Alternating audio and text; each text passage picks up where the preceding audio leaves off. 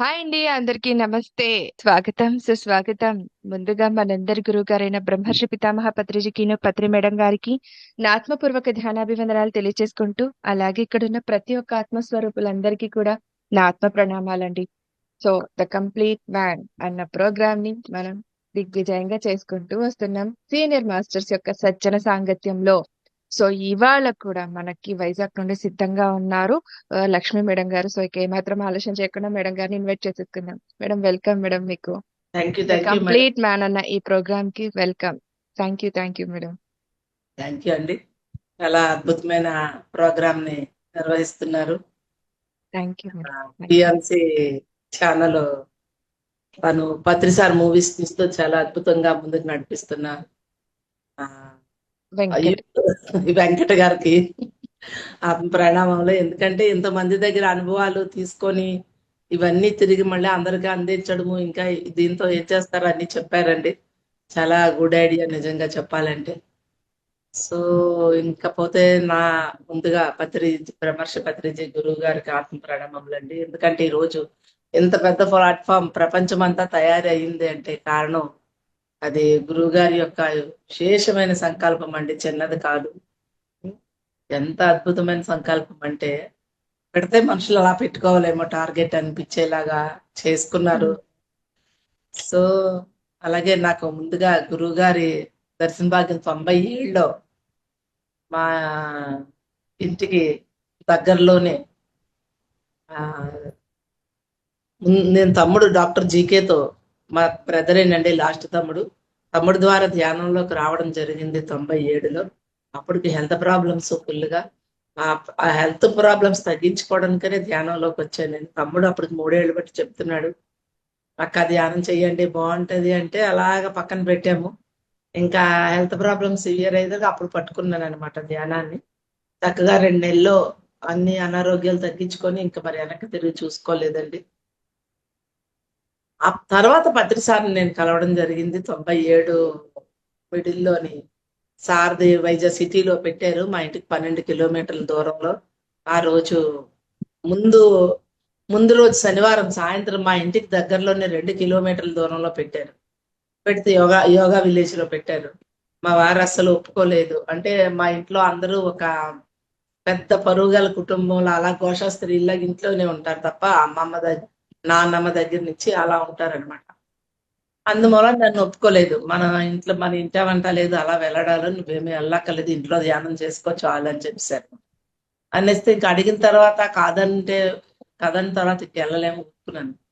మళ్ళీ సార్ది ఆదివారం ఉదయం సిటీలో జరుగుతుంది ఫుల్ డే వర్క్ షాప్. ఉదయం 10 నుంచి సాయంత్రం 4 వరకు. అప్పుడు 1 డే వర్క్ షాపులు సారే చేసేవారు ఎక్కువగాను. అయితే నాన్నాళ్ళు వెళ్తూ వెళ్తూను నా దగ్గర అడగడానికని ఆగారు. ఏమో మేము వెళ్తున్నాము సిటీలోకి, ఏం వస్తావేటి. ఇంకా అడిగిందే తడుగా నేను వాళ్ళతో వ్యానకి వెళ్ళిపోయాను. మా వారికి చెప్పలేదండి, ఎందుకంటే ముందు రోజు చెప్పాను పంపించలేదు. అందరూ అంటున్నారు గురువు గారు చాలా బాగా చెప్తారు, మా ఇంటికి అప్పుడే 2 టైమ్స్ వచ్చారు కానీ నేను గురువు గారిని కలవడానికి వెళ్ళలేదు.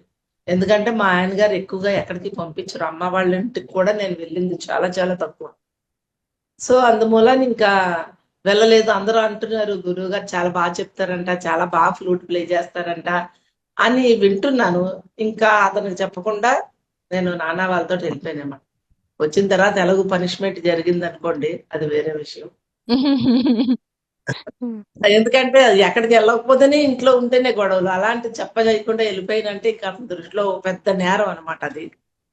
నేను రెడీ పడిపోయి వెళ్ళిపోయాను. సరేలే, ఒక మంచి పనికి ఒక గురువు గారిని కలుసుకోవడానికి వెళ్తున్నాను, ఏం జరుగుతుంది జరగనేలే, ఏమీ లేని దానికే ఎన్నో ఫేస్ చేస్తున్నాను అని అనుకుని ఊరుకొని వెళ్ళిపోయానండి. వెళ్ళిపోయి సాయంత్రం 4 వరకు గురువు గారి దగ్గర ఫస్ట్ టైం పత్రిసారు 45 నిమిషాలు ఫ్లూట్ మెడిటేషన్ చేయించారండి ముందు వెళ్ళగానే. ఇంకా ఫ్లూట్ విని 45 నిమిషాలు నేను ఎంతో అద్భుతంగా ధ్యానంలోకి వెళ్ళాను అనమాట. అంతవరకు ధ్యానంలోకి వెళ్ళడం, మెలకు రావడం, మళ్ళీ 10 నిమిషాలకి 15 నిమిషాలకి మళ్ళీ ఆలోచనలు రావడం, మళ్ళీ కట్ చేస్తూ వెళ్ళడం మనకు తెలిసిందే కదా, అలా జరుగుతుంది. పత్రిసారి 45 నిమిషాలు ఫ్లూట్ చేసినప్పుడు నేను ఎక్కడ అసలు ఆ, చాలా బాగా నాకు ధ్యానం కుదిరింది అనమాట. 45 నిమిషాలు మరి నేను కళ్ళు తెరవనే లేదు, ఆలోచన లేదు. సార్ ఓకే చెప్పారు. అబ్బా ఎంత అద్భుతంగా ఉంది, ఇన్ని రోజులు బట్టి చేస్తున్నాను, ఇంతలాగా నేను లోపల జర్నీ చేయలేదు. నేను కూడా ఈ ఫ్లూట్ ఇలా నేర్చుకోవాలి, నేర్చుకొని ఇలా అంతా లోపలే అప్పటికే అంటున్నారు. అంతా లోపలే ఉంది. లోపలికే వెళ్ళాలంట. బయట ఏమీ లేదు. అంతా లోపలే ఉంది. లోపలే తెలుసుకోవాలి అని ఇలా చెప్తున్నారు. అది నాకు గుర్తుండి అంతా లోపలే ఉందంటున్నారు కదా!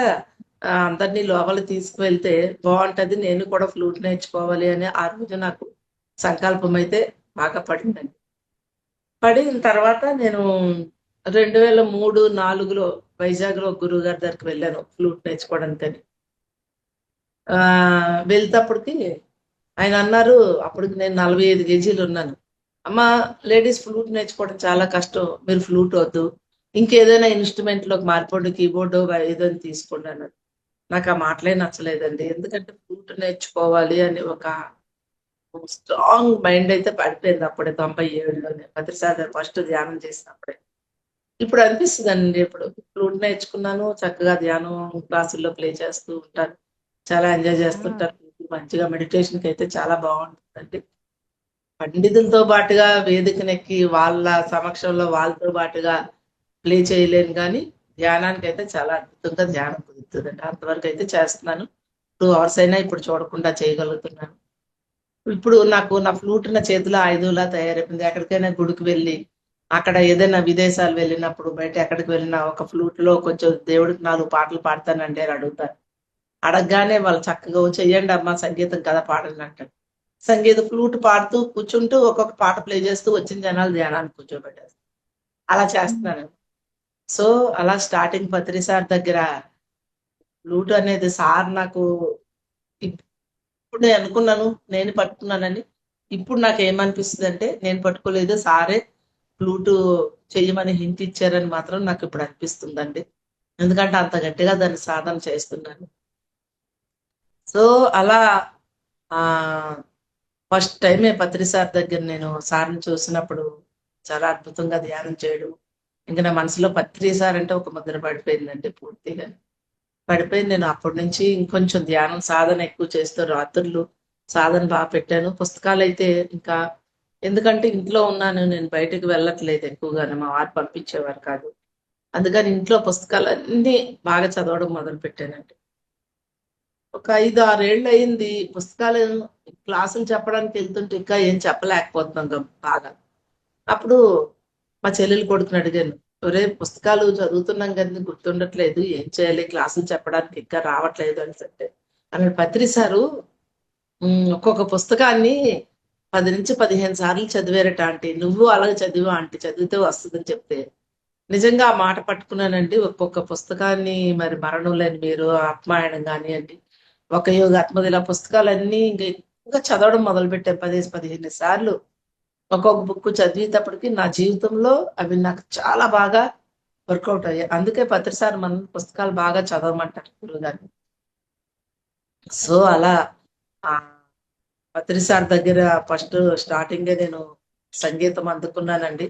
తర్వాత నుంచి సార్ చెప్పినవన్నీ పాటిస్తూ మ ఎప్పుడు నేను తర్వాత వైజాగ్‌లో పిరమిడ్ కట్టినప్పుడు గాని, సారు సంవత్సరానికి 3 సార్లు వైజాగ్‌లో క్లాసులయ్యేవి. అయినప్పుడు అమ్మ వాళ్ళ ఇంటికి ఎక్కువగా వచ్చేవారు. వచ్చినప్పుడల్లా ఎప్పుడూ అమ్మ వాళ్ళ ఇంట్లోనే ఉండేవారు. జిగ్గ గారింట్లో. అక్కడికి కొంత వెళ్ళడం జరిగేది. క్లాస్‌కి వెళ్ళినప్పుడు ఎప్పుడు సార్ దగ్గర నుంచి నాకొకటే వచ్చేదండి. అంటే మరి నేను నేర్చుకోవాల్సిన వాక్క్షేత్రమే వచ్చేది. ఎప్పుడూ కూడా. వచ్చి ఆహ్, ఒకసారి పిల్లలందరితో కలిపి వ్యాన్‌లో మాట్లాడుకొని సార్ దగ్గరికి వెళ్తున్నాం. వెళ్తుంటే వెళ్ళాం. క్లాస్ ఇంక స్టార్ట్ అవుతుంది. ఉదయం 10కి. సారు ఇంక గట్టిగా ఫోర్స్‌గా నీ నోటిలోని మాటే నీ నుదుటి మీద బొగ్గు గీత, బొగ్గు గీత. వాక్క్షేత్రం ఎలా ఉండాలి? మాటలు ఎలా ఆడాలని చెప్పేసి చెప్తున్నారన్నమాట. నాకు చాలా మనసుకు తగిలింది. ఆ మాట సారన్నది. ఏంటి ఇంతలా చెప్తున్నారు పెద్దాయన. వాక్క్షేత్రం అంటున్నారు. నేనేం చేశానబ్బా! ఈరోజు ఏం మాట్లాడాను అప్పటికప్పుడని చెక్ చేసుకున్నాను. చేసుకుంటే ఇంట్లో నుంచి బయలుదేరుతూ వ్యాన్‌లో వచ్చాము. వ్యాన్‌లో తమ్ముడు పిల్లలు, మరదళ్ళు అందరము ఉన్నాం. మొత్తం 10 మెంబర్స్ పైనే వ్యాన్ పట్టుకొని సిటీలోకొచ్చాము. భద్ర సార్ క్లాస్ దగ్గరికి. వస్తూ వ్యాన్‌లోని ఏం చేశామంటే ఫుల్ పిచ్చి పిచ్చిగా మాటలు, జోక్సు అంత్యాక్షరి, ఆ గంట పావు జర్నీ అనమాట మా ఇంటి దగ్గర నుంచి సారు మెడిటేషన్ జరిగే హాల్ దగ్గరికి అనమాట. సో పిచ్చిగా మాట్లాడుకుంటూ అంత్యాక్షరి చేసుకుంటూ వచ్చామన్నమాట. వచ్చిన వెంటనే సారు గట్టిగా స్టేజ్ మీద ఉండి, అంటే ఒకసారి ఒక మాట చెప్పినాడు, అది ఆ మొక్కలకే కాదండి, అందరికీ చాలా మందికి వర్తిస్తాయి. ఎంతో మంది ఈ రోజుకి అప్పుడు వినేవాళ్ళమి. మేడం ఈరోజు సార్ క్లాస్ ఏదో నా కోసమే చెప్పారండి, నా కోసమే చెప్పారండి. ఎంత బాగా నాకు ఏదైతే ఉందో, నేను ఏదైతే సార్ని అడగాలనుకొని వెళ్ళానో అది సార్ నోటంటే వచ్చిందని ఇలా ఒక 10 మంది చెప్పేవారు భద్ర సార్ క్లాస్ అయినప్పుడు. ఇంకా నాకైతే మరి ఎన్నో అడగాలనుకొని క్వశ్చన్లు పెట్టుకొని బోల్డ్ అని వెళ్ళేదాన్ని మైండ్ నిండా. ఏవి అడక్కముందే ఒకటి ఒకటి ఒకటి సార్ దగ్గర నుంచి గ్రూప్ లో అలా వెళ్ళి నిలబడేటప్పటికి ఆన్సర్లు వచ్చేసేవన్నమాట. అంటే ఎంత అద్భుతం అంటే ఎవరికేం కావాలో అవి గురువు నుంచి అందుకోబడేది. అయితే ఎప్పుడు వెళ్ళినా సారు వాక్క్షేత్రం గురించి చెప్పేటప్పుడు ఆ రోజు నేను గమనించుకున్నాను. వ్యాన్ లో వచ్చినప్పుడు మేము మాట్లాడుతూ వచ్చాం కదా, అయితే మాట్లాడుకోవడం తప్ప ఏంటి అంటే, ఒక గురువు దగ్గరికి వచ్చినప్పుడు మనం మైండ్ ఎంత ఖాళీ చేసుకొని ఎంత వినయంగా ఎంత వినమ్రతగా వెళ్తామో ఆ ప్రభావము గురువు దగ్గరికి మనం వెళ్ళినప్పుడు గురువు ఇచ్చిన ఆ జ్ఞానాన్ని మనం పట్టుకుంటాము. బుర్ర నిండా ఇప్పటికే తెల్లవారులేసిందచ్చి మనకు అనేక ఉంటాయి. అందులో మేము సినిమా పాటలు అంత్యాక్షరి పాడుకొని ఇదంతా చేసుకొని మైండ్ని ఎంత ఖరాబ్ చేసుకుని వెళ్ళేటప్పటికి ఆ ప్రాంగణంలోకి అడుగు పెట్టినప్పటికీ సార్ చెప్పింది వినబడుతుంది. వాక్క్షేత్రం ఎలా ఉండాలి, నీ వాక్కులు ఎలా ఉండాలి, నీ వాక్కులే నీ నుదుటి మీద తలరాత గీతలు అని తిడుతున్నారు. అప్పుడు నేను రియలైజ్ అయ్యానండి. తర్వాత 2-3 సార్లు ఎప్పుడు సార్ క్లాసుకి నేను వెళ్తున్నా నాకు వాక్క్షేత్రమే వచ్చేది. అప్పుడు నేను మాది వాక్క్షేత్రాన్ని చాలా బాగా నేను సరి చేసుకున్నాననే చెప్తానండి. ఎందుకంటే మా ఇంట్లో అందరూ ఏం మాట్లాడుతున్నా నేను చాలా తక్కువ మాట్లాడతాను, చాలా సైలెంట్ గా ఉంటాను కూడా. తర్వాత తర్వాత నాకు అర్థమైంది వాక్కుల యొక్క రిజల్ట్. మన వాక్కులే మన జీవితాన్ని శాసిస్తాయి. మనకు తెలుసు కదండి, నీ వాస్తవానికి నువ్వే సృష్టికర్తవు అనేది, నీ వాస్తవానికి నీ వాక్కులే సృష్టికర్త అని నేనైతే మాత్రం అంటానండి. గురువు గారి దగ్గర అవి నేను నేర్చుకున్నాను. అలాగే ఎన్నో సార్లు సార్ వెనకాతల వెళ్దామని తిరిగేదాన్ని, సార్ వెనకాతల వెళ్తే బోల్డ్ విషయాలు తెలుస్తాయి అని చెప్పేసి అలా వెళ్ళేదాన్ని. సాయంత్రం వరకు ఉండేదాన్ని అండి, రాత్రి వరకు. ఒక రాత్రి ఉంటే మన్నాడు తెల్లవారు 3 రోజులు సార్తో తిరుగుదాము, వారం రోజులు తిరుగుదామని వెళ్ళిపోయేదాన్ని బట్టలు పట్టుకొని. కానీ మళ్ళీ ఒకే రోజు ఉండేదాన్ని, మళ్ళీ తిరిగి వచ్చి తిరగలేకపోయేదాన్ని ఎక్కువ. ఎందుకంటే సార్ దగ్గర ఉండేటప్పుడు చాలా జాగ్రత్తగా మాటలు మాట్లాడాలి. ఎవరింటికైతే వెళ్తామో వాళ్ళ ఇంటికి వెళ్ళినప్పుడు ఎక్కువగా మాట్లాడడం, గడగడ వాగడము అది చేయకుండా కొంచెం సైలెంట్ లో ఉండాలి. ఇది ఇది ఏ పని లేకుండా ఉండాలి. నాకు ఎప్పుడు నిరంతరం వర్క్ చేయడం, పని చేయడం అలవాటు అనమాట. పుస్తకాలు చదువుతూ ఉండడం, లేకపోతే సంగీతం పాడుకుంటూ ఉండడం, లేదా ఫ్లూట్ ప్రాక్టీస్, ఎంత ఫ్లూట్ ప్రాక్టీస్ ఉంటుంది ఆ ఫ్లూట్ ప్రాక్టీస్ చేయడం. సార్ వెనకాల తిరిగేటప్పుడు ఫ్లూట్ ప్రాక్టీస్ చేయలేము, వేరే వాళ్ళు ఉంటున్నప్పుడు చేయలేము కదండి. తర్వాత మాటలు ఎక్కువగా అందరూ మాట్లాడేసేవారు కానీ నేను మాట్లాడేదని కాదు. మరి సార్ దగ్గర నాకు మౌనంగా ఉండాల్సి వచ్చేది అనమాట. గడగడ మాట్లాడితే బయట మాట్లాడేస్తూ ఉంటే లోపల సారు దబేలు మీద పడిపోయి ఎవరో ఒకరిని కొడుతూ ఉండేవారు. అంటే అప్పటికి అర్థమవుతుంది, అమ్మో వాగుతున్నాను వాళ్ళు లోపల పడిపోతున్నాయి దెబ్బలు అని చెప్పేసి. అంటే నాకు అలాగా ఆ లింక్ కలిసింది అనిపించేది అనమాట, సింక్ అయ్యేది అనమాట. నేను ఆలోచన సరికాని ఆలోచన చేసినట్టు అక్కడ లోపల నుంచి పటేలు మీద దెబ్బలు పడేది. లోపల ఎవరో ఒకరి సార్ కొట్టేసేవారు బుక్ లో. అప్పుడు నాకు అర్థమయ్యేది, ఇక్కడ సరిగా నేను థింక్ చేయట్లేదు, సరిగా ఆలోచన చేస్తున్నాను అమ్మో అని చెప్పి చాలా జాగ్రత్తగా ఉండాలని. గురువు దగ్గర అంతా అవేర్నెస్ మనకి. సార్ దగ్గర ఉన్నప్పుడు కూర్చోవడము ఒక అవేర్నెస్, ఎలా పడితే అలాగా కూర్చోలేము. తర్వాత మాట్లాడడము కూడా జాగ్రత్తగా ఆచితూచి అవసరమైనంతే మాట్లాడాలి. క్లాసులా చెప్పొచ్చు కానీ ఓవర్గా అక్కడ చెప్పడం అనేది కూడా అక్కడ ఉండదు. సైలెంట్ గా పుస్తకం చదువుకోవచ్చు, మనకు ఎవరు అక్కడ ఏమీ ఉండదు.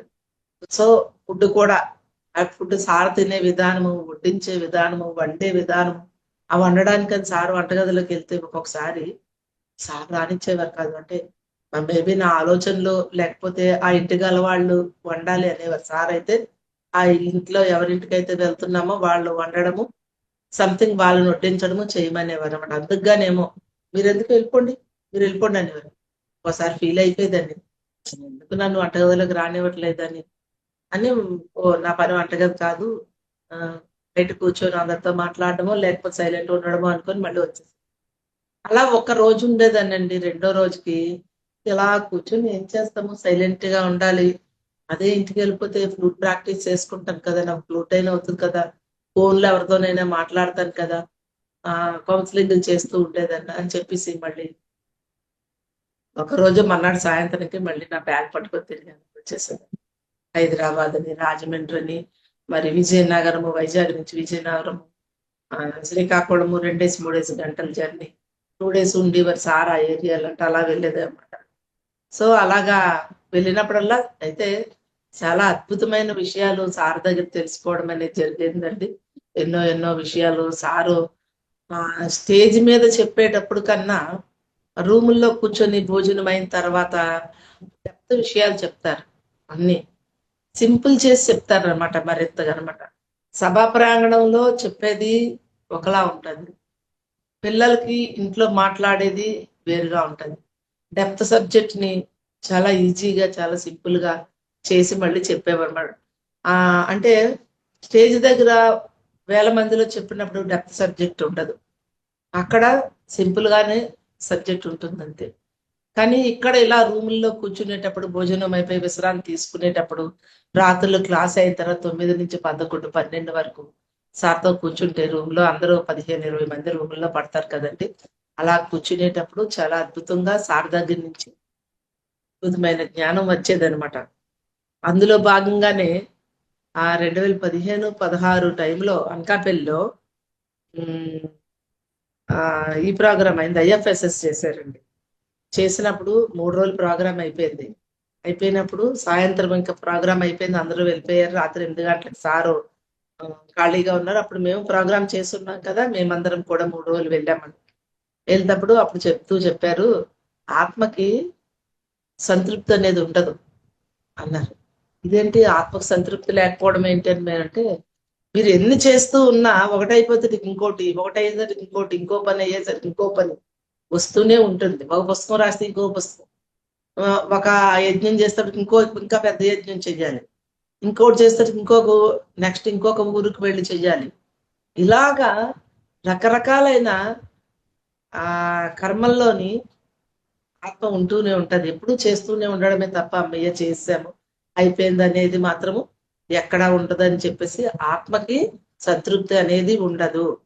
అమ్మాయి సార్ ఇంకా అయిపోయింది సార్, వర్క్ చేస్తాను సార్, బాగా యజ్ఞం జరిగిందండి అని అంటే నవ్వి వచ్చినప్పుడు అప్పుడు చెప్పారనమాట. ఇప్పటికీ మాకు గుర్తుండిపోయిందండి. అలాగే ఉంటదండి, ఒక ఒక వర్క్ చేస్తాము, ఒక బుక్ రాస్తాము, లేకపోతే ఇంకోటి ఏదో చేస్తాము, మళ్ళీ ఇంకొక వర్క్ వెంటనే విత్ ఇన్. నాకైతే మరీ మిరాకిల్ ఏంటంటే ఒక క్లాసుకి వెళ్తాను, ఏదో ఒక సిటీలోనో లేకపోతే బయట అన్ని ఏరియాలకు నేను క్లాసులకు వెళ్తానండి. వెళ్ళినప్పుడు రిటర్న్ ఇంకా బస్సులో కూర్చుంటప్పటికి నెక్స్ట్ మళ్ళీ ఎక్కడికో ప్లాన్ పడిపోతుంది అప్పుడే. ఆ బస్సులో కూర్చొని ధ్యానం చేస్తాం కదా, ఆ కార్లోనో ఆ ఫ్లైట్ లోనో ఆ ట్రైన్ లోనో వచ్చిన ధ్యానంలో కూర్చుంటప్పటికి ఇంకా ఒక ట్రిప్ కంప్లీట్ అవుతుంది. ఇంకా లాస్ట్ ఇంకా మళ్ళీ వాళ్ళ ఫోన్లు వర్క్ అండ్ పెండింగ్ వర్క్లు అన్నీ ఉంటాయి, అవి చూస్తూనే ఉంటాం. మళ్ళీ ఇంకొక వర్క్ కి సిటీ రెడీ పడిపోతుంటాం అనమాట. ఇన్నర్ నుంచి వాయిస్ మెసేజ్ రావడం తయారీ. సార్ చెప్పారనమాట, సో ఆత్మకి ఎప్పుడు తృప్తి అనేది ఉండదు, చేస్తూనే చేస్తూనే ఉండాలి అని చెప్పేసి. సో ఇలాగా అతడి సార్ దగ్గర ఎన్నో విషయాలు విన్నవి మళ్ళీ మన జీవితంలో ఇంప్లిమెంటేషన్ కి రావడం అనేది నాకు సార్ దగ్గర నుంచి నాకు చాలా ఎక్కువగా నేను నేర్చుకున్నానండి. అలాగే సార్ దగ్గర నుంచి మరొకటి ఏంటంటే, బెంగళూరు పిరమిడ్ వ్యాలీలో కొన్ని రోజులు నేను ఉన్నానండి. 2005 నుంచి ఇంచుమించుగా పిల్లల జాబ్ పరంగా సార్ నెలలకి వచ్చేవారు అనమాట బెంగళూరు పిరమిడ్ వ్యాలీ. అప్పుడు వ్యాలీ కడుతున్నారు కదా, ఆ పనులు ఎక్కువ వీక్షించడానికి కూడా వచ్చేవారు. అవి వచ్చినప్పుడల్లా ఎన్ని విషయాలు చెప్పేవారు. ఆ నేను బెంగళూరులో ఉన్న మా హౌస్ నుంచి పిరమిడ్ వ్యాలీకి వెళ్తూ ఉన్నప్పుడు ట్రాఫిక్ జామ్ అయిపోతే సాధారణంగా మనం ఇసుక్కుంటాం, "అబ్బా, ఈ ట్రాఫిక్ ఇలా ఉంది" అని మనం ఏదో నోటికొచ్చినట్టు మాట్లాడేస్తాం. అలా నేను ఇసిగిపోతుంటే, బెంగళూరు ట్రాఫిక్ మీకు తెలిసిందే, చెప్పక్కర్లేదు, చాలా ఎక్కువ ట్రాఫిక్. పిరమిడ్ వ్యాలీకి వెళ్ళాలంటే సిటీలో నుంచి 3 అవర్స్ 2.5 అవర్ పట్టేదనమాట. యాక్చువల్గా 1 అవర్ దూరమే కారులో వెళ్తే. ఆ బస్సులో వెళ్ళేసరికి 2.5 గంటలు 3 గంటలు కూడా ఒక్కోసారి అయ్యేది. అంత ట్రాఫిక్ కూడా ఉంటదన్నమాట అక్కడ. ట్రాఫిక్ ఇసుక్కుంటే సార్ అన్నారు, నీకెందుకు ట్రాఫిక్ సంగతి? హాయ్ అండి. నీకెందుకు ట్రాఫిక్ సంగతి? నీ చేతిలో ఏముంది? పుస్తకం ఉంది కదా! బోర్ అనేది ఎక్కడా లేదు పిరమిడ్ మాస్టర్‌లకి. హాయిగా బస్సులో సీట్ దొరికితే కూర్చొని కళ్ళు మూసుకొని ధ్యానం చేసుకోండి. లేదా పుస్తకం చేత్తో పట్టుకున్నారు కదా! పుస్తకం చదువుకోండి. ఇంకా కాదు అంటే చేతిలో ఫోన్ ఉంది కదా! ఇయర్ ఫోన్స్ ఉన్నాయి కదా! మంచిగా వినండి. ట్రాఫిక్ ఆగడానికి అనేక కారణాలుంటాయి. ఆ కారణాలన్నీ మీకెందుకు? మనం ప్రశాంతంగా ఉండడం కావాలి ఎప్పటికప్పుడు. ఆ ఇసుక్కోవడము, బోర్ ఫీల్ అవ్వడము ఇవన్నీ పిరమిడ్ మాస్టర్‌ల యొక్క లక్ష్యం కాదు. అది లక్షణం కాదు అని చెప్పారండి. నిజంగా అది నాకెంత వర్కౌట్ అయిందంటే, ఈ రోజుకి కూడా నేను ఎక్కడికి ఎళ్ళినా నిశ్చలంగా నా పనులేవో నేను ఇయర్ ఫోన్స్ వినడము, హ్మ్. గంటకెళ్ళేవాళ్ళం 2 గంటలకెళ్తాము. ఆ బస్సోళ్ళు తీసుకెళ్ళి దించుతారు కదా! ఎప్పటికైతే అప్పుడు అన్న ఇది నేను పత్రి సార్ దగ్గర నేర్చుకున్నానండి. అది పాయింట్ నాకిప్పటికి ఉండిపోయింది. అలాగే ఇంకొకటి పిరమిడ్ వ్యాలీకొచ్చినప్పుడు ఇలా జరుగుతూ ఉండేవండి. అందరిని ఉద్దేశించుకొని మాట్లాడుతూ అనేవారు. బేరాలాడతారు. పీసు బేరాలాడతారు. పావలాకి, 10 పైసలకి కాయగూరలు, తోటకూర కట్టకొనడానికి ఆటోలతో బేరాలాడతారని చెప్పేసి అన్నారండి. నాకైతే ఇంకా ఎందుకంటే ఆ బెంగుళూరు నుంచి ఇక్కడికొస్తాడు మధ్యలో ఆటోలు మారడము ఇవన్నీ ఉండేవన్నమాట. సాధారణంగా మనం వాడు రూ. 50 అడిగితే రూ. 40 ఇస్తామనో, వాడు రూ. 100 అడిగితే 80 ఇస్తామనో ఇలా బేరాలాడతాం కదా! యాక్చువల్‌గా నాకు బేరాలాడడం కూడా చాలా తక్కువేనండి. 1, 2 సార్లు అది బేరాలాడినప్పటికి ప్రతిసారి నోటి వెంట వినేసరికి ఇంక నేను ఆ అలవాటుని మానుకున్నానండి.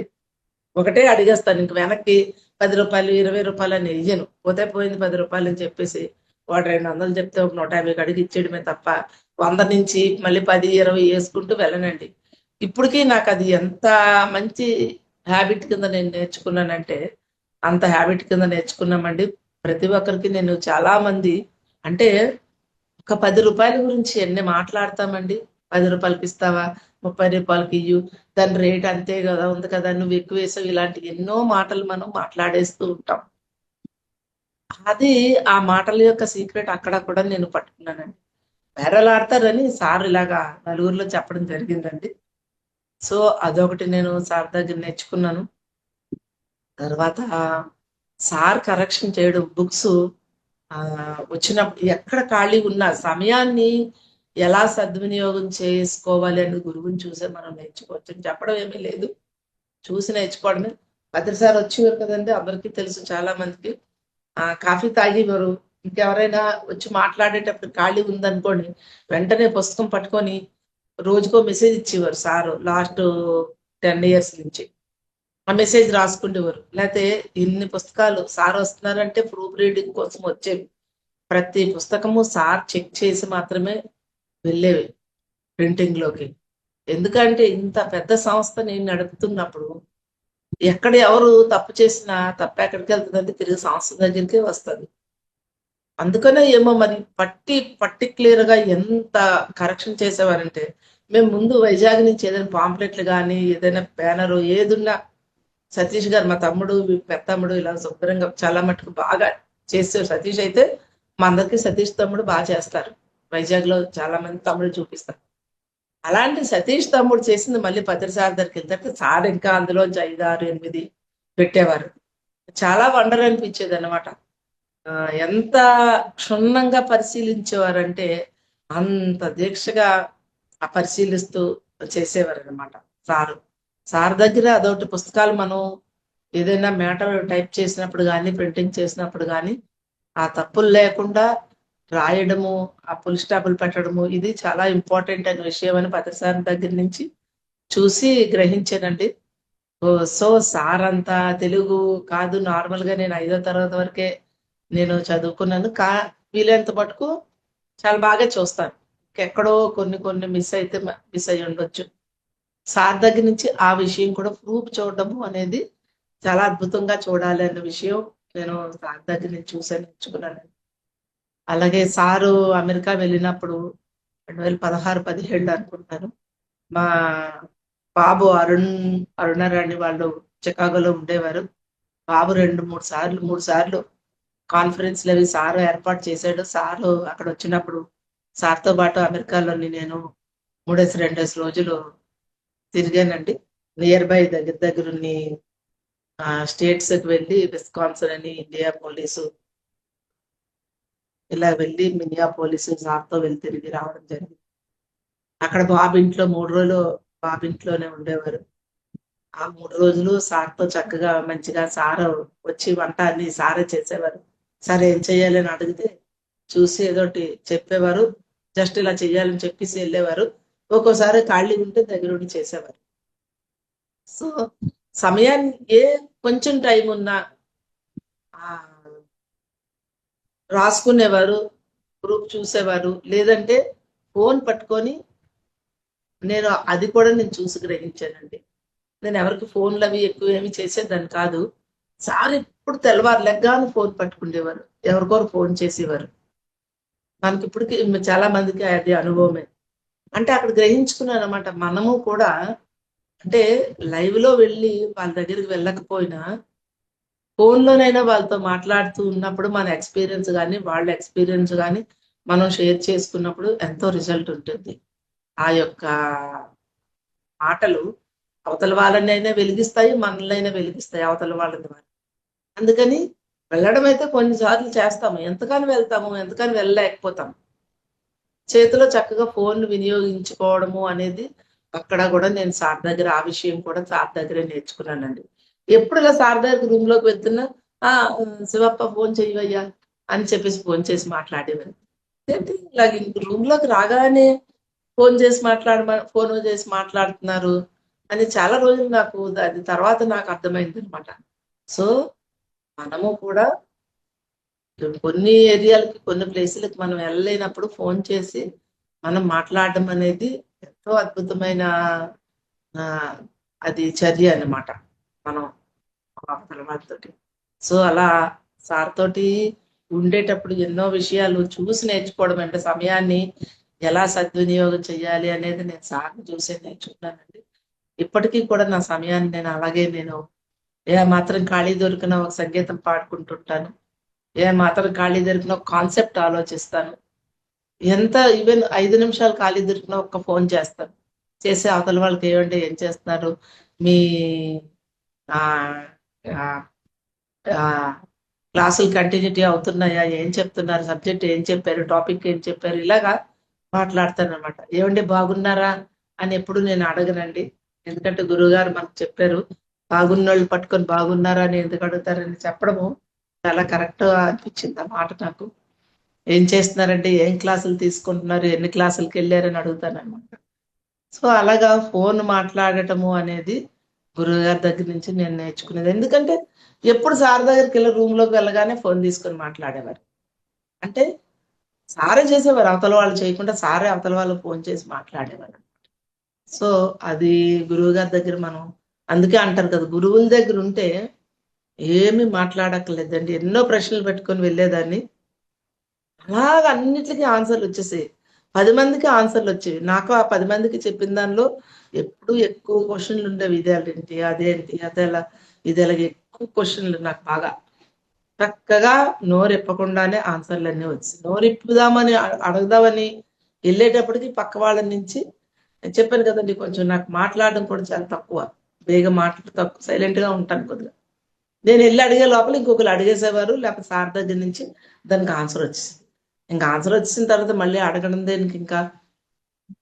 అలాగా ఎన్నో ఆన్సర్‌లు పత్రిజీ దగ్గర నుంచి నేను నేర్చుకోవడం జరిగిందండి. సంగీతం గురించి గూడా ఒక్కొక్కసారి చెప్పేవారు. సంగీతం ఎలా నేర్చుకోవాలి?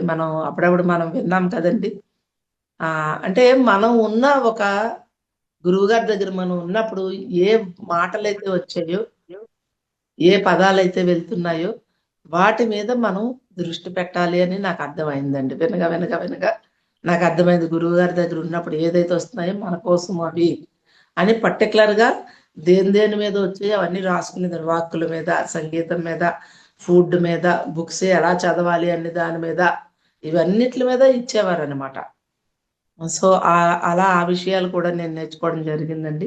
అలాగే ఆహ్, 2012 ఈ టైంలో పిరమిడ్ వ్యాలీలో ఉన్నాను బెంగుళూరు నేను. పిల్లలు అప్పటికే ఇద్దరు పిల్లలు అబ్రాడ్‌కెళ్ళిపోయారండి 2011. 12 అయ్యింది 13లో ఉన్నాను. సార్ పిల్లలు ఇలాగా విదేశాలకు వెళ్ళిపోయారండి. నేను ఒక్కదాన్ని ఉన్నా. మా హస్బెండ్ లేరు. అప్పుడే చనిపోయారండి 2012లో. ఇక్కడే పిరమిడ్ వ్యాలీలో ఉంటాను సార్. నేను ఇక్కడే ఉండిపోతాను. ఏం పని చేయమంటారు ఇక్కడ అని అడిగానండి. అడిగితే సార్ ఇలాగ ఆలోచించి మనకి పిరమిడ్ వ్యాలీకి కూరగాయలు కావాలి కదా! మనకి ధ్యానులు అందరూ వస్తున్నారు కదా! శని, ఆదివారం వాళ్ళందరికీ ఇక్కడున్న మాస్టర్స్‌కి వెజిటబుల్స్ అవి కావాలి కదా! మీరు కూరగాయలు పండించండి అన్నారు. నాకు కూరగాయలు పండించండి అంటే చాలా షాకు. ఎందుకంటే నేనేమి రైతు పని ఏమీ చేయలేదు. అప్పటికే నేను ఫ్లూట్ చేస్తున్నాను బాగా. ఎక్కడికైనా క్లాస్‌కి వెళ్తే వాళ్ళు అనేవారు, "అమ్మ మేము క్లాస్ చాలా బాగుంది. మీరు మళ్ళీ రండి" అనేవారు. ఈ చుట్టుపక్కల అన్ని ధర్మవరము, తాడిపత్రి, కర్నూలు, మరి బళ్ళారి ఇవన్నిట్లికి వెళ్ళేదాన్నండి. కన్నడ కూడా నేర్చుకున్నాను అక్కడికి వెళ్ళిన తర్వాత. సార్ అనే మాట గుర్తుంది. ఏదైనా ఒక దేశం వెళ్ళాము అంటే, ఒక రాష్ట్రం వెళ్తే వాళ్ళ లాంగ్వేజ్‌ని గౌరవించాలి. వాళ్ళ ఆహారాన్ని గౌరవించాలి. వాళ్ళ సాంప్రదాయాన్ని గౌరవించాలి. వాళ్ళ కల్చర్‌ని కూడా గౌరవించాలి. అదే ఏకత్వం అంటే మమేకత్వం అని సార్ చెప్పేవారెప్పుడు. అది నాకు గుర్తుండి నేను కన్నడ ఎళ్తాను. కర్ణాటక వెళ్ళాము పిల్లలు జాబ్ రీత్యా 2004లో. ఎళ్లి అక్కడ ఏం చేస్తాను మరి క్లాసులు చెప్పాలి అంటే అక్కడ పీపుల్‌తో నేను మింగిల్ అవ్వాలి అంటే నాకు కన్నడ రావాలి కదా! అని చెప్పేసి కన్నడ మీద పట్టుబట్టి కన్నడ నేర్చుకున్నానండి. బుక్ పెట్టుకొని 30 రోజుల్లో బుక్కు. ఆ కన్నడ వాళ్ళు పని ఆవిడని పెట్టుకొని కన్నడ నేర్చుకున్నాను. కన్నడలో చెప్పడం మొదలు పెట్టేదాన్ననమాట. సో, అలా చుట్టుపక్కల క్లాసుకి వెళ్తే క్లాసులకి పిలిచేవారు అందరూ. అలాంటిది సారేమొచ్చి ఇంత బాగా నేను అద్భుతంగా క్లాసులు చెప్తూ ఉంటే సారంతా ధ్యాన ప్రపంచం కావాలి, ధ్యానమయం కావాలని కదా! అనుకునేవాడు. ఆ ధ్యానం చెప్పడం పంపించాలి కదా! నన్నేటి కాయగూరలు పండించమన్నారు. నేనేమి ఆహ్, రైతు వర్క్ చేయలేదు అని చెప్పేసి అనుకున్నానండి. అనుకున్న తర్వాత ఆలోచించాను. గురువుని ఒక విషయము అడిగాము అంటే దాన్ని ఖచ్చితంగా చెయ్యాలి. అడక్కపోతే నువ్వు వేరే విషయం. అడిగిన తర్వాత గురువు చెప్పిన మాటను పాటించాలి అనేది నాకు అర్థమైందండి. అప్పుడు ఇంక నేనే వెంట వెంటనే ఆలోచించుకొని సరే, నేను రైతు పని నాకు తెలియకపోయినా, పండించడం తెలియకపోయినా, తెలిసిన వాళ్ళు చాలా మందున్నారు కదా! వాళ్ళని పిలిసి వాళ్ళతో చేయిపిద్దాంలే అని చెప్పేసి, పెదగాడి రామారావు గారు అప్పుడే వచ్చారండి. పిరమిడ్ వ్యాలీలో ఉంటే ఆ రామారావు గారిని, "బాబు నువ్వు ఇంకొక 20 రోజులుండు. నాకు కొంచెం ఎలా పండించాలో పంటలన్నీ చెప్పేసి వెళ్ళిపో" అని చెప్పేసంటే, పత్రి సారు అక్కడ మేనేజింగ్ ట్రస్టీతో మేడంకి కూరగాయలయి పండించడానికి కావాల్సిన సామాన్లు, మనుషుల్ని ఇవ్వండి అని చెప్పారండి. చెప్తే మేనేజింగ్ ట్రస్టీ వాళ్ళు నాకు చక్కగా ఒక భార్యాభర్తలిద్దరిని ఇత్తనాలు అన్నీ ఏవడితే ఇచ్చారు. సంవత్సరం రోజులు అద్భుతంగా కాయగూరలు పండించానండి. ఒక్క ఎరువు కూడా ఎయ్యకుండా ఓన్లీ ఆ పేడగత్తం జల్లేసి నా ఫ్లూట్ రోజు వెళ్లి ఉదయం, సాయంత్రం 2 పూటల ఫ్లూట్ చేసేదాన్ని. ఫ్లూట్ చేస్తూ మొక్కలతో కనెక్టివిటీ అయిపోయింది. కనెక్టివిటీ అయిపోయి ఆ మొక్కలతోటి మాట్లాడుకుంటూ వాటికి చెప్పేదాన్ని, "అమ్మ మీరు పురుగులు పట్టొద్దు. మేము పురుగుల మందులయ్యి మేము మందులు వాడం. మీకు కూడా నేను మందులు వెయ్యను. సో, అందరూ వేప నీళ్ళెయ్యి నానబెట్టి వేయమన్నారు. ఆ వేప నీళ్ళు చేదుగా ఉంటాయి. నేను నేను నాకు అమ్మ వాళ్ళెవరైనా పందు పొల్లలు, వేప పొల్లలు లేకపోతే ఆ చేదు తాగమని ఇస్తే అలాంటియన్నీ నేను ఇప్పటికి వాడనండి. అవన్నీ కూడా. మేము వాడము కదమ్మా! నీకు వేప నీళ్ళయ్యి ఎయడానికి నాకిష్టం లేదు. మీరేమీ ఇక్కడ పురుగులు పట్టొద్దు. ఈ పంటలన్నీ ఇక్కడ పిరమిడ్ మాస్టర్‌లకు వెళ్తాయి అన్నదానంలో అని చెప్పేసి, ఆ సంకల్పం పెట్టుకొని వాడి దగ్గర రోజు ధ్యానం చేసేదాన్నండి. ఆ పొలంలో కుర్చీ యేసుకొని కూర్చొని 1 hour meditation, 1 hour flute play చేసేదాన్ని. ఇంకా అక్కడే ఉండేదాన్ని. ఉదయం 9 గంటలకెళ్ళిపోతే 1 గంటకి మళ్ళీ భోజనంకెళ్ళేదాన్ని. మళ్ళీ 3 గంటలకు మళ్ళీ వచ్చేసేదాన్ని. మళ్ళీ 4కొచ్చి మళ్ళీ 6 వరకు మొక్కలు అంటే అది చేస్తూ ఉంటే అక్కడే కూర్చొని చూడడము. అంటే ఆ మొక్కలతోటి మనకు ఆ మమేకత్వము అనేది అది ధ్యానమే మరి. వాటి మీద శ్రద్ధావానులు అంతే జ్ఞానం కదా మనకి. ఆ శ్రద్ధగా చెయ్యడము అనేది అందుకే అవేర్‌నెస్ గురించి చెప్తారు అందరూ కూడాన. ఎరుకతో చేయమని. సో, ఆ ఎరుక అంటే దాని మీద ఎరుక ఎలా వస్తదండి? వాటికి ఏం చెయ్యాలో దాని మీద మనం ఆలోచించి వాటికి ఇవ్వాల్సినవి చేస్తూ ఉంటే వాటితో మనం ఉంటాం. సో, అలాగ నేను అక్కడ ఉన్నన్ని రోజులు సంవత్సరం రోజులు పండించానండి. రోజు తప్పించి రోజు 25 కేజీలు వంకాయలొచ్చేవి. ఆ వంకాయలన్నీ కోస్తే మహా అయితే కేజీన్నర, 2 కేజీలు పువ్వులొచ్చేవంతే. సాధారణంగా వంగ పువ్వు ఉండేటప్పుడు విపరీతమైన మందులు చల్లుతారు పువ్వుల మీద. ఎందుకు ఆ పువ్వు మీద ఈగలు అవి వాలి గుడ్లు పెట్టేస్తాయి. సాయంత్రం అయితే పువ్వు ముడుచుకుపోతది. ఆ లోపల ఆ గుడ్డు అలా ఉండిపోయి తర్వాత ఆ గుడ్డే పురుగు కింద తయారైపోతుందనమాట. అందుకని పువ్వు టైంలోనే ఫుల్‌గా మందులు జల్లుతారు పువ్వు నిండా. ఆ వారం రోజులు ఒకేసారి ఉంటాయి ఆల్మోస్ట్ విన్నప్పుడల్లా జల్లుతారనమాట. ఒక్క పురుగు మందు మనం జల్లలేదండి. ఏయకుండా కంప్లీట్‌గా వేణువుతోటి, ధ్యానంతోటి, వాటితో మాట్లాడుతూ 1 ఇయర్ అద్భుతమైన కాయగూరలు పండించానండి. ఇప్పటికి నాకు ఆ పండించే విధానం అది నేను నేర్చుకున్నాననమాట. చాలా సింపుల్ చెప్పాలంటే మా ఇంటి తోటే పండించాము. సో, అలా సూపర్. అమ్మ చెప్పండి. యెస్ అమ్మా! సూపర్బ్ అంటున్నాను. యెస్. సో, అలా ఆహ్, ఆ పత్రి సారు ఈ కాన్సెప్ట్‌లన్నీ వినేటప్పుడు ఆ 'మరణం లేని మీరు' పుస్తకంలోని మన మనస్సు, మనం ఏమనుకుంటే అది ఎలా చేయగలము అన్న విషయము, 'రామ్‌తా' బుక్‌లోని ఈ మైండ్ పవర్ గురించి ఇవన్నీ మనల్ని ఎంతో ఆహ్, ఒక మనల్ని మనం నిలబడేటట్లు చేస్తాం. అందుకే పత్రి సార్ ఎక్కువగా బుక్స్ చదవమని బుక్స్ మీద ఎక్కువగా చెప్పేవారు. మనకి ఎన్ని పుస్తకాలు. ఈ మహానుభావుడు ఎన్నో పుస్తకాలను మనకి సింప్లిఫై చేసేసారు. వీరబ్రహ్మేంద్ర స్వామి ఇంత బుక్ ఉంది. ఇంత బుక్‌ని 700 శ్లోకాలిస్తే, అందులో చక్కగా 108 శ్లోకాలు ఎన్నో బ్రహ్మంగారు రాసినవి చక్కగా తీసి అద్భుతమైన శాస్త్రాన్ని మన ముందు పెట్టారు. వేమన్నవి గానియండి, మరి భజగోవిందం గానియండి, ఎన్నో భగవద్గీతలో మెయిన్ శ్లోకాల్ని అన్నిటిని మనకు తీసి ఒక పుస్తకంలా అంటే మనకి చదవడానికి ఈజీ చేశారు. మంచి లాంగ్వేజ్‌లోని ఈజీ భాషలో చేసి అవసరమైనవన్నీ అందులో ఏరిచ్చారు చక్కగా.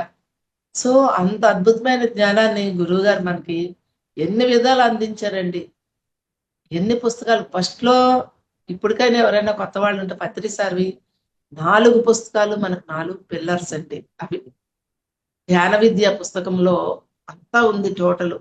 ధ్యానం ఎలా చేయాలి? ఎలా కొత్త వాళ్ళకి ఆ ధ్యాన విద్య పుస్తకం ఇచ్చామంటే మొత్తం టోటల్ వాళ్ళకి అర్థమవుతది అందులో. అన్ని కాన్సెప్ట్‌లు ధ్యాన విద్య బుక్‌లో పొందుపరిచారు. ఆత్మాయణం పుస్తకం. మన సోల్ ఎక్కడి నుంచి మన పుట్టుక ఏంటి? ఎండింగ్ ఏంటి? అనేది ఆత్మాయణం పుస్తకం మనందరికీ తెలుసు అదొకటి. తర్వాత తులసీదళం. భగవంతుడి మీద ఇంకా నమ్మకం ఉన్నవాళ్ళు, అందులో కూరుకుపోయిన వాళ్ళు తులసీదళం బుక్ చదివితే, భగవంతుడంటే ఏంటి? శక్తి అంటే ఏంటి? అన్నదానికి తులసీదళం బుక్ నిదర్శనం అండి. అద్భుతంగా తులసీదళం పుస్తకం చదివినప్పుడు దేవుళ్ళ పేర్లు, మరి అక్కడ ఎన్నో మనకి ఇవ్వడం జరిగింది. బాల త్రిపుర సుందరి అని, లేపోతే అదర్ స్టేట్ మాస్టర్స్ చువాన్స్ ఏం చెప్పారు? ఇలాగా ఎంతో మంది మాస్టర్స్ యొక్క సందేశాల్ని సింపుల్‌గా ఒక పేజీ చదవడమంటే ఒక మాస్టర్ గురించి తెలిసిపోతది పూర్తిగా.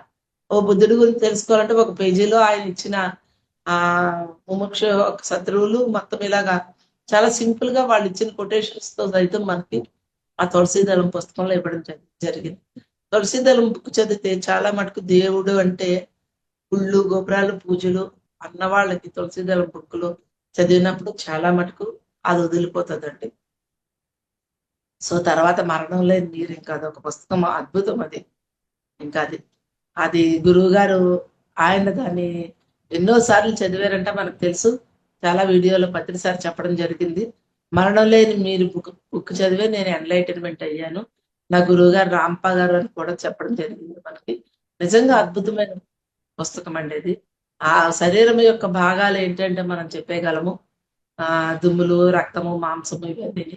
అలాగే ఆత్మ యొక్క భాగాలు ఏంటి అంటే ఆ బుక్‌లో ఇచ్చిన ఆహ్, వివరం అంతా కూడా ఆత్మ ఆరా ఎలా ఉంటది? ఎదిరిక ఎలా ఉంటది? కలర్స్ ఎలా ఉంటాయి? వాటి యొక్క థెరపీ ఏంటి? అలాగే మరి ఆహ్, పూర్తిగా ఆత్మతో మునిగిపోయి మన సొసైటీని, ఫ్యామిలీ మెంబర్స్‌ని పట్టించుకోకుండా కామన్ సెన్స్ లేకుండా ప్రవర్తిస్తాం కదా! ఆ కామన్ సెన్స్ అనేది ఎలా ఉండాలి అనేది ఆ 'మరణం లేని నీరు' పుస్తకము. ప్రతి పేజీ 30 పేజీలు మన జీవితాన్ని అద్భుతంగా నడిపించేవన్నీ. ఆత్మశాస్త్రము, ఉత్తర గీతకు బదులుగానే అదనుకోండి. 'మరణం లేని నీరు' పుస్తకము. ఎంతో అద్భుతంగా మనకి యెస్. సారు చదివి ఆయన దాంతోనే సార్ మారారు అని చెప్తారు కూడా నిజమేనండి. ఆ పుస్తకము ప్రతి ఒక్కరు మన ప్రింట్ పడిపోవాలంతే. సార్ ఎలాగైతే అన్ని సార్లు చదివారని విన్నాను నేను. నేను అలాగే చదివానండి. అలాగే నాకు ఆ పుస్తకంలో విషయాలన్నీ కూడా గుర్తున్నాయి. గుర్తున్నాయంటే నేను ఏ పని చేసింది ఇంతలా నిలబడ్డాను, వాక్క్షేత్రం నిలబడింది అంటే ఆ పుస్తకమే నాలెడ్జ్. ఆ జ్ఞానాన్ని తీసుకుంటేనే మన మాటలు మనం ఆపుకుంటాం. లేకపోతే చిన్నప్పటి నుంచి మనకి గడ గడ గడ వాగడం అలవాటైపోయింది కదా! స్కూల్లోని, ఫ్యామిలీ మెంబర్స్‌లోని. ఇవన్నీ అంత సామాన్యం కాదు. ఈ నోరుని మూయించడము అంటే. ఆ శాస్త్రం అర్థమైతే నోరు మూతపడతది. Yes నోరునెప్పుడు madam. బలవంతంగా మూయలేమండి. శాస్త్రం అర్థమైతే ఏదైనా సాధ్యమే. సో, అలాగా నేను పత్రిసారి నుంచి నేర్చుకున్న సమయ పాలన ఒకటి మాత్రం నేను నేర్చుకున్నానండి. ఎంత కొంత టైం ఉన్నా కూడా ఆ ఎస్. సమయాన్ని నేను అద్భుతంగా ఇక్కడ అనేకమైన ఉన్నాయి. మనం నేర్చుకోవాల్సింది బోలెడుంది ఈ మైండ్‌లో.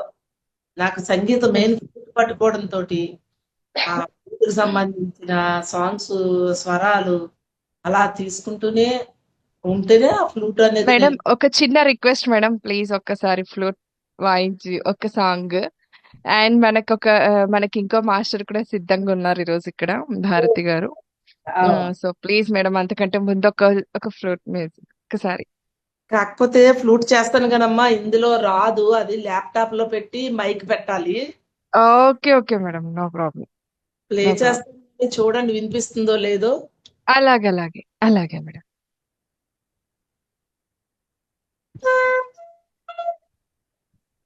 వస్తుంది. ఇప్పుడు రావట్లేదు. అదే నాకు ల్యాప్‌టాప్ వినిపించు. నెట్ తక్కువుంది. వర్షం పడుతుందమ్మా ఇక్కడ. అవునవును. ల్యాప్‌టాప్ తిరుగుతుంది గానీ ఆన్ అవ్వలేదు. ఫోన్‌లో నుంచి వచ్చేసాను నేను. ఓకే, ఓకే మా. ఎస్. ఓకే. అమ్మ పత్రిజిత్ చెప్పుకుంటే ఎందుకంటే 25 ఏళ్ళు ఆయనతో సహవాసం అవును. చేశాను. ఎన్నైనా ఉంటాయి. నేను టైమ్ 1 అవర్ అనుకున్నాను. సో, తల్లి సారీ. ఆ! అయ్యో, నో ప్రాబ్లం మా. యాక్చువల్లీ నేను కూడా ఆపాలని అని అనిపించట్లేదు. మరి ఇంకొక మాస్టర్ కి మనం చెప్పాం కదూ, సో మేడం గారిని కూడా అందుకు. Yes. Okay. Thank you madam, thank you so much. ఈ ఎస్. మంచి మధ్య మంచి విషయాలు చెప్పారు. నిజంగానే సమయాన్ని ఎలా సద్వినియోగం చేసుకోవాలి. ఇంకొకటి మీరు ఏం చెప్పారంటే, మీ నోటిలోని మాటే నీ మీద రాత అని చెప్పారు. సో అది ప్రతి ఒక్కళ్ళం మనం నేర్చుకొని పాటించాల్సిందే. పాటించాల్సిన విషయం కూడా అది. అదేనండి. దాంతోటే మనం మొత్తం మన లైఫ్ అంతా టర్న్ అవుతది. నా జీవితం అంతా నేను అలాగే చేంజ్ చేసుకున్నానండి అద్భుతంగా. హ్మ్.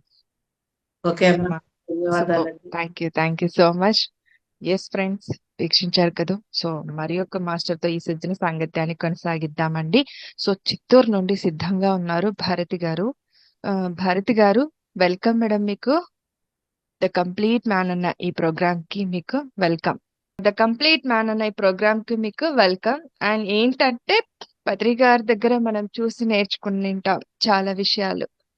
సో చిన్ని చిన్ని విషయాలైనా కూడా మన జీవితాన్ని అవి ఒక మలుపు తిప్పేసింటాయి. సో వాటన్నిటిని కూడా మీరు కూడా షేర్ చేసుకోవాలని కోరుకుంటున్నాను. నా పేరు భారతి, చిత్తూరు నుంచి మాట్లాడుతున్నాను. నేను ధ్యానంలోకి 2021 సంవత్సరంలో వచ్చినాను ధ్యానంలోకి. పిఎంసి ఛానల్ ద్వారా, యూట్యూబ్ లో పిఎంసి ఛానల్ ద్వారా ధ్యానంలోకి రావడం జరిగింది. ఆ తర్వాత మా ఫ్యామిలీ మెంబర్స్ అంతా కూడా ధ్యానంలోకి రావడం జరిగింది. అప్పటి నుంచి ఇప్పటి వరకు కూడా ఎప్పుడు అయితే ఫిక్స్ అయ్యానో అప్పటి నుంచి శాకాహారిగానే ఉంటూ ధ్యానం చేసుకుంటూ, ధ్యాన ప్రచారం చేసుకుంటూ, ధ్యానం గురించి ప్రోగ్రామ్ అంతా పాల్గొంటూ ఇలా ఆధ్యాత్మికంలోనే ఇలా కొనసాగాలని మేము మా ఫ్యామిలీ అంతా అలా ఫిక్స్ అయ్యాము. మీరు పత్రి గారిని కలిసారా? పత్రి గారిని చూసారా? శ్రీ గారిని అంటే పిరమిడ్ వ్యాలీలో last and first and last అదే చూడడం 2 years బ్యాక్. ఓకే. మరి పత్రి గారి వీడియోస్ అయినా చూసింటారు, క్లాసెస్ వినింటారు కదా? క్లాసెస్ అయితే విన్నాను మేడం, యూట్యూబ్ ఛానల్లో విన్నాను. ఓకే. సార్ని చూడడం ఫస్ట్ అండ్ లాస్ట్ అదే బుద్ధ పౌర్ణిమ 2 years బ్యాక్, పిరమిడ్ వ్యాలీ. మరి మీకు ఎలా అనిపించింది సార్ని చూడగానే? మనకి కొంత నేర్చుకుంటాం సార్ని ఎక్సైటింగ్ చూస్తేనే. గా ఉండింది మేడం సార్ని చూడడము. ఉమ్. చాలా ఎక్సైటింగ్ గా ఉండింది. సార్ తోటి టిఫిన్ పెట్టించుకొని కూడా తిన్నాం, చాలా ఎక్సైటింగ్ గా ఉండింది. ఓకే. ఎస్. తర్వాత మాకు మెడిటేషన్ లో అయితే పెద్దగా అనుభవాలు అయితే ఏం లేవు, కానీ మీ లైఫ్ లో మార్పు వచ్చింటుంది కదా, చాలా ఏంటది? మార్పు అయితే ఎలాంటి మార్పు? వచ్చింది. మెడిటేషన్ లో నాకు ఆల్రెడీ ముందు పడిపోయి కాలు ఫ్రాక్చర్ అయింది.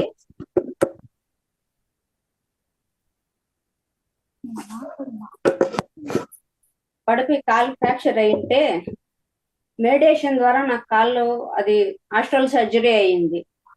అప్పటి ఓకే. నుంచి ఇప్పటి వరకు ఆ కాలు పెయిన్ అనేది లేదు, ముందు ఉన్న విధంగా లేదు. ఇప్పుడు పెయిన్ అయితే తగ్గింది హాస్టల్ మ్మ్. సర్జరీ. విజువలైజేషన్స్ అంటూ నాకు ఏమి కనిపించవు. మెడిటేషన్ అయితే 3 ఇయర్స్ అయినా కూర్చుంటాను, కానీ అందులో 2 అవర్స్ కూడా నాకు ఏదో తక్కువ టైం ఆలోచన రహిత స్థితిలో ఉంటాను. ధ్యానం ద్వారా నాకు ఫ్రాక్చర్ అయిన కాలు నొప్పి కూడా తగ్గింది. మ్మ్. ఆ తర్వాత ఇక్కడ చెవి దగ్గర ఈ లెఫ్ట్ సైడ్ పెయిన్ వచ్చేసింది, అది కూడా ధ్యానంలోనే తగ్గింది. ఓకే. చాలా విపరీతంగా నొప్పి ఉంది, నోరు తెరిచి అన్నం తినడానికి కూడా కాకుండా ఉన్నింది, అది కూడా ధ్యానంలోనే తగ్గించుకున్నా. ఓకే. సూపర్. ధ్యానంలో అయితే నాకు ఏమి ఎవరు దేవుళ్ళు కానీ ఈ గురువులు కానీ ఎక్కడికి వెళ్ళినట్టు కానీ ఏమి కానీ కనిపించదు. ధ్యానం ద్వారా అయితే నాకు మార్పు అనేది అయితే ఉంది. మ్మ్. పిఎంసి ఛానల్ ఎప్పుడు చూసానో అప్పుడే నేను fix అయిపోయాను. అది చూస్తూ ఉంటే ఒక్కొక్క వీడియో నాకు కనిపిస్తూ ఉండింది. ఇది ఏందో ఇది కనిపిస్తుంది మనకి ఎందుకులే అనేసి నేను వీడియోకి వెళ్ళి అలా చూస్తుంటే మళ్ళీ ఇంకా ఎక్కువ వీడియోలు కనిపించేది ఓకే. PMC channel video. అలా సరే ఇదేదో ఇలా కనిపిస్తుంది చూస్తాము అని చెప్పి వీడియోలు పెట్టుకొని రోజు వినడం చేస్తున్నాం. ఇంటర్వ్యూస్, గైడెడ్ మెడిటేషన్ ఇలా అని వింటుంటే సరే ఇంట్రెస్ట్ అయింది, చేసుకున్నాము ధ్యానము అనేసి అప్పటి నుంచి నేను ఫిక్స్ అయ్యి ధ్యానం చేస్తాను. ఇంట్లో వాళ్ళకు చెప్పేస్తున్నాను, నేను ధ్యానం చేసుకుంటాను, నాన్ వెజ్ తినను, మానేస్తాను, నాకైతే చెప్పొద్దండి తినమని అని ఓకే. చెప్పేస్తున్నాను. వాళ్ళు ఫ్యామిలీ మెంబర్స్ సరే ఓకే అన్నారు. ఆ తర్వాత వెరీ గుడ్. వెంటనే సూపర్. వాళ్ళందరూ కూడా మానేస్తాము, అందరూ కూడా ధ్యానం చేస్తాము అని చెప్పారు. ఎస్. అప్పటి నుంచి అలా కంటిన్యూ అవుతున్నాం. ఎక్కడ ధ్యాన సూపర్. ప్రారంభ ధ్యాన ప్రచారం అదే ఒకసారి పిరమిడ్ కు వెళ్ళింటే అక్కడ మాకు డైజెస్టివ్ ప్రాబ్లం వచ్చింది. అది పిరమిడ్ నుంచి అవుట్ సైడ్ వెళ్ళినాము, రిటర్న్ పిరమిడ్ కి ఎంటర్ అయ్యే టైంలో ఎంటర్ కాబోతున్నాము, దగ్గరలో ఉండగా నాకు కొంచెం డైజెస్టివ్ ప్రాబ్లం వల్ల వామిట్ అయ్యే సిచ్యువేషన్ లో ఉండాను. ఇంకేమంటే వామిట్ అవ్వాల్సిందే. ఆ టైంలో ఇంకా ఎలా అందరూ ఉన్న మెడిటేటర్స్ అంతా పక్కన ఉన్నారు, ఇది చాలా ఇబ్బంది అయ్యేట్లుంది అని పత్రిజీని తెలుసుకున్నా. పిరమిడ్ దగ్గరకు వెళ్లే వరకు నాకు హెల్ప్ చేయండి, ఆ తర్వాత కావాలంటే ప్రాబ్లం అయినా పర్లేదు నేను చూసుకుంటాను అని మనసులో తెలుసుకున్నా పత్రిజీని. అంతే, ఆ సిమ్టమ్స్ కూడా లేదు మేడం, వామిట్ అవ్వాల్సిన సిమ్టమ్స్ కూడా లేదు, నార్మల్ అయిపోయింది. తర్వాత పిరమిడ్కి వెళ్ళినా కానీ ఆ సిమ్టమ్సే లేదు, బాగుంది. పిరమిడ్కి వెళ్లే ముందు కూడా నాకు బాగా కాఫ్ ఉండింది, ఆ కాఫ్ కూడా ఉంది. ఇలా గ్రూప్ మెడిటేషన్ లో ఎలా ధ్యానం చేయడము, మాటికి దగ్గు వస్తానే ఉండింది.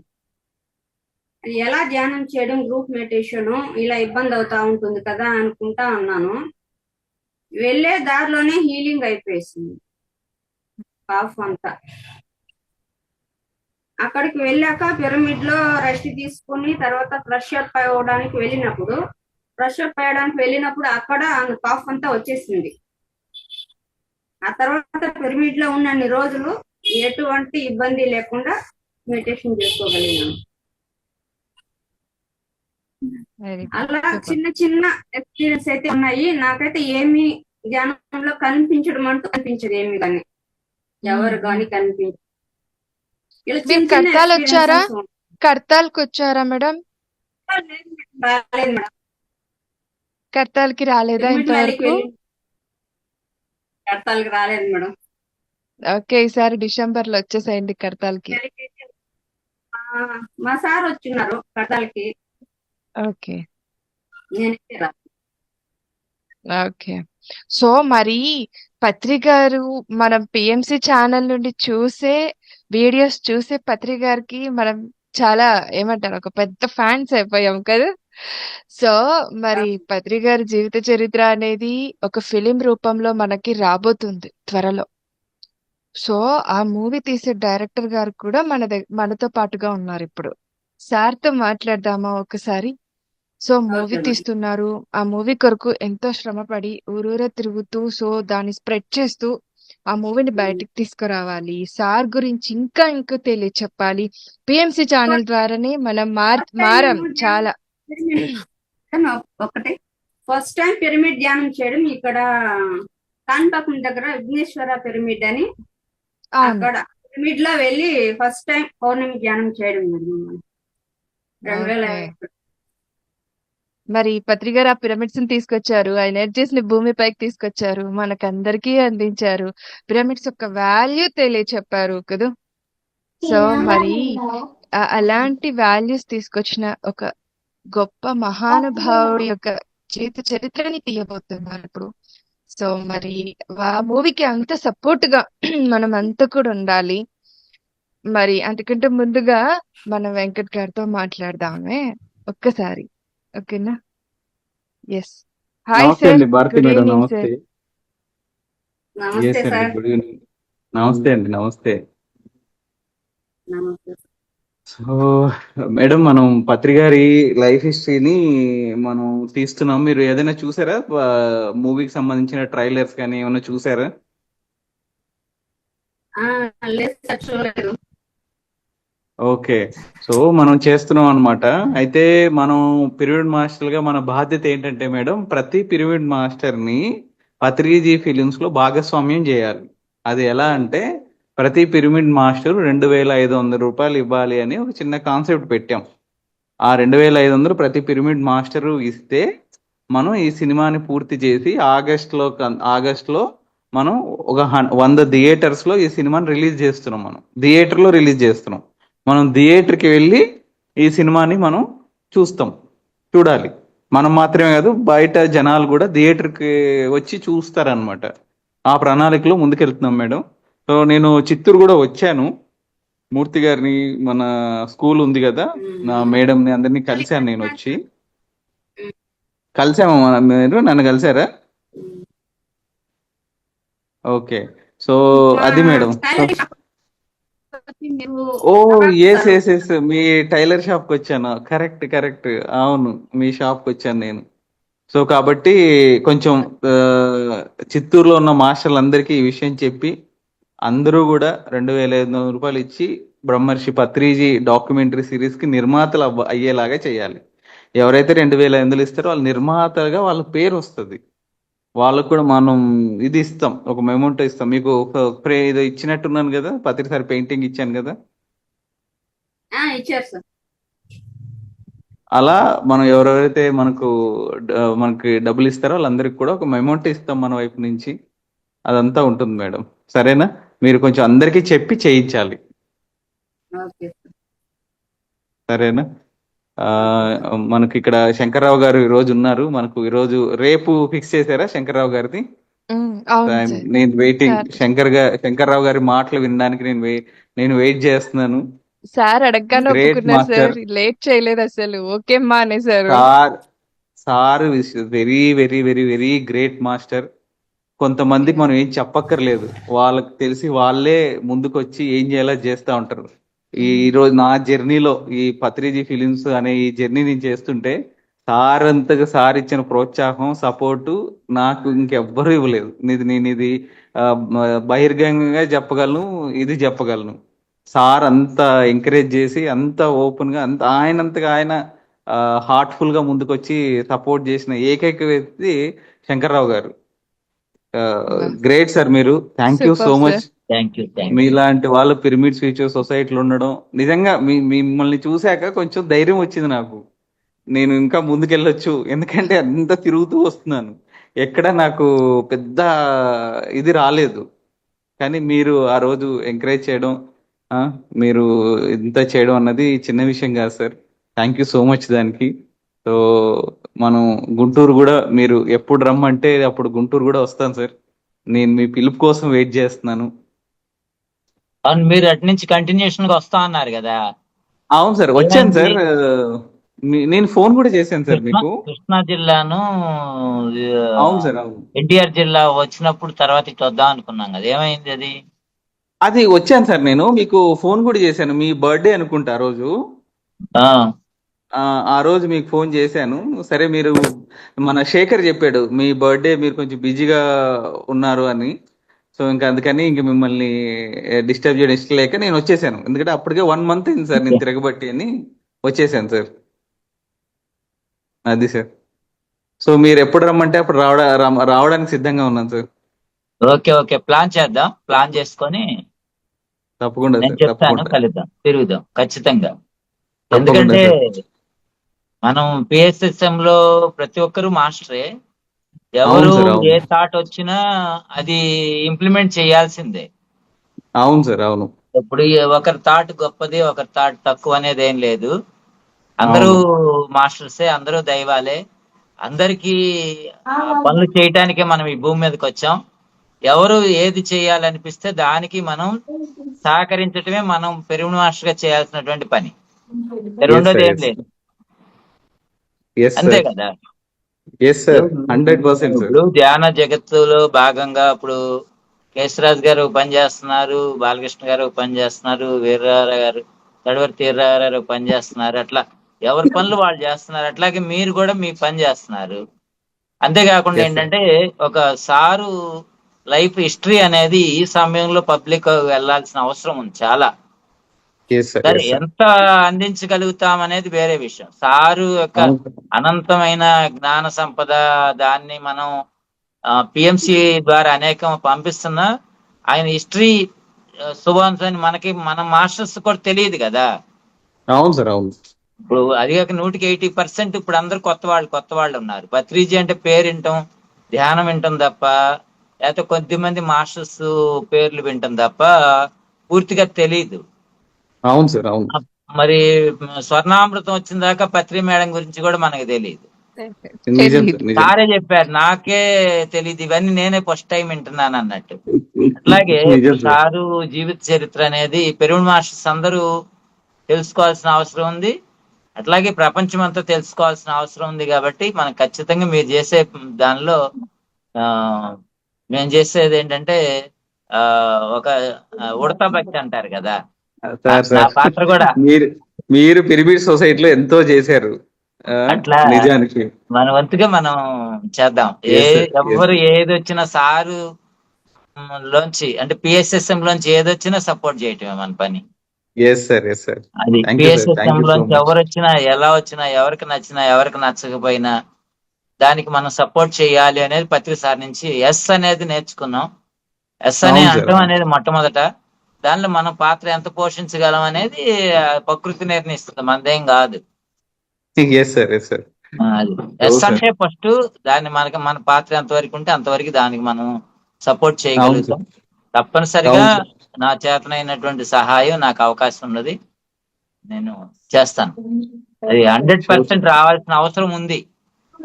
ఎస్ సార్, ఎందుకంటే ఎస్ సార్. చూస్తున్నాం కదా ఇప్పుడు శంకరాచార్యుల వారిది, ఆది శంకరాచార్యుల వారి జీవిత చరిత్ర, అవును స్వామి సార్. వివేకానంది, యోగానంద పరమహంస, జిల్లేళ్లమూడి అమ్మ, అవును సార్. ఇవన్నీ కూడా ఇప్పుడు మనం చూడాలంటే ఒక చిన్న డాక్యుమెంటరీ లాగా వాళ్ళవి ఉన్నాయి. తెలియదు కదా వాళ్ళు ఏం చేసింది అనేది. పుస్తకాలు అవును సార్, చదువు పరిస్థితి లేదు, కొన్ని పుస్తకాలు మనకు అందుబాటులో ఉండవు. అదంతా చదివి అది తెలుసుకునేంత ఉండదు. ఇక్కడ ఏంటంటే ఒక గంటలోనో 2 గంటల్లోనో ఆ డాక్యుమెంట్ అంతా కూడా వాళ్ళ గురించి ఎంతో కొంత ఎసెన్స్ అనేది మనం తెలుసుకోగలుగుతాం. కాబట్టి తప్పనిసరిగా పత్రిజీ గురించి మనం ఎంత చక్కగా ఎంత వివరంగా ఇవ్వగలిగితే అంత గొప్పగా మనం ప్రపంచానికి పత్రిజీ హాస్యానికి మన వంతుగా మనం కృషి చేసినట్టు అని నేను నమ్ముతున్నాను. 100% నా వంతుగా నేను మీకు ఫుల్ సపోర్ట్ ఇస్తా. ఎస్ సార్, మీరు 100% ఇస్తారు సార్, నాకు తెలుసు అది. అదే. ఎందుకంటే మీరు పిరమిడ్ మాస్టర్, అందులోనూ పత్రి గారితో ఎంతో సన్నిహితంగా ప్రయాణం చేశారు. పత్రి గారిని ఆ, బాగా అర్థం చేసుకునే వాళ్ళు చాలా తక్కువ మంది, అందులో మీరు కూడా ప్రముఖులు. Yes sir. ఏం లేదు, అదేం కాదులే కానీ ఒక్కొక్కళ్ళు ఒక్కొక్క పాత్ర. ఎవరు ఎక్కువ తక్కువ కాదు, వాస్తవంగా మనం ఎక్కువ first- తక్కువ అనట్లేదు సార్, అంటే అదే ఏం లేదు. అర్థం చేసుకుని ఇది చేసిన వాళ్ళు చాలా అంటే తక్కువ మంది సార్. ఒక్కొక్కళ్ళు అట్లా ఒక పాయింట్ పట్టుకుంటారు, మేము ఏంటంటే అట్ట పట్టుకోకుండా ఓవరాల్ గా సార్ అంతా yes, sir. పట్టుకున్నాం. అది అది సార్. Sure sir. అయితే రేపు మన క్లాస్ రేపు ఇది చేద్దాం సార్. అట్లాగే అలాగే. మీరు ఎప్పుడు రమ్మంటే అప్పుడు వస్తాం సార్. నేను అట్లాగే. ఇంకోటి ఏం చేస్తున్నంటే తులసి దళం, పత్రి సార్ రాసిన తులసి దళం మీద నేను క్లాసెస్ తీసుకుంటున్నాను సార్ ఇప్పుడు. So Okay. కాబట్టి అలా క్లాసెస్ చెప్పుకుంటూ వెళ్దాము అన్నా సరే నేను ఓకే సార్. తులసి దళం మీదే మనం క్లాసెస్ చెప్పుకుంటూ వెళ్తాం సార్. అట్లాగే ఓకే, ఓకే సార్, చేద్దాం, థ్యాంక్ యూ సార్, చేద్దాం. Thank you so much. తప్పనిసరిగా. Okay yes sir, right. Yes. Indu గారు, ఓకే అమ్మా, రేపు 6:30 కదా? అవును సార్, నేను Okay, పంపిస్తాను సార్ లింక్. మళ్ళీ ఇప్పుడు ప్రిపేర్ అయిపోయింది ఫ్లైయర్, నేను సెండ్ చేస్తాను అట్లా సార్ మీకు. అలాగా ఓకే Yes, మీతో పాటుగా గీతా లక్ష్మి గారు కూడా ఉంటారు హైదరాబాద్ నుండి, మేడం గారు. Okay okay, yes sir. No problem. ఎంతసేపు అయినా 10 minutes లో చెప్పన్నా చెప్తా, no problem. Okay sir, done. అది yes sir, thank you sir, thank you so much. Okay sir Venkat sir చెప్తారా, ఏమైనా మాట్లాడతారా? లేదండి. ఓకే, థ్యాంక్ యూ అండి, వస్తానండి. Okay sir, bye sir. Bye. Thank you sir, రేపు కలుద్దాం ఓకే, సార్. థ్యాంక్ యూ, రేపు కలుద్దాం. యా, ఓకే ఫ్రెండ్స్, వీక్షించారు కదూ. సో మన ఏమంటారు, కొత్తగా వచ్చిన భారతి గారైనా, మళ్ళీ 23 ఏళ్ల నుండి సాంగత్యం చేస్తున్న లక్ష్మీ మేడం గారైనా, వారి అనుభవ జ్ఞానం ప్రతి ఒక్కరికి కూడా ఉపయోగపడుతుందండి. అందుకే ద కంప్లీట్ మ్యాన్ అనే ప్రోగ్రామ్ ని కండక్ట్ చేస్తూ వస్తున్నాం. అందరికీ కూడా ఆ జ్ఞానం అందాలన్న ఒక సదుద్దేశంతో మీ ముందుకి ఇవాళ ఇలా రావడం జరుగుతూ వస్తోంది ప్రతిరోజు. సో మరి థ్యాంక్స్ అండి అందరికీ కూడా. మరి రేపు మరొక మాస్టర్స్ యొక్క ఆధ్వర్యంలో ఈ సజ్జన సాంగత్యాన్ని కొనసాగిద్దాము. Thank you so much. కృతజ్ఞతలు, ధన్యవాదాలు అందరికీ కూడా. Bye bye.